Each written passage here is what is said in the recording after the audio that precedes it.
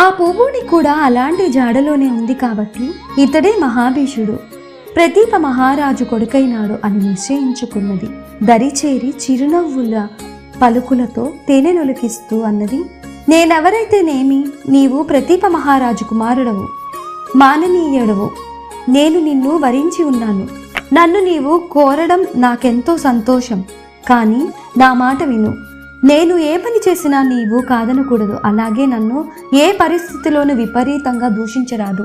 ఈ నిర్ణయానికి సమ్మతమైతే మన కాపురం 3 పువ్వులు 6 కాయలుగా వెలుగుతుంది. దీనికి వ్యతిరేకంగా నువ్వు ప్రవర్తించిన మరుక్షణం నేను వదిలి వెళ్ళిపోతాను. తరువాత నన్ను నిందించి ప్రయోజనం లేదు అని వసువునకు శాప విముక్తులకు చేయడం ప్రధానంగా అనుకున్నది.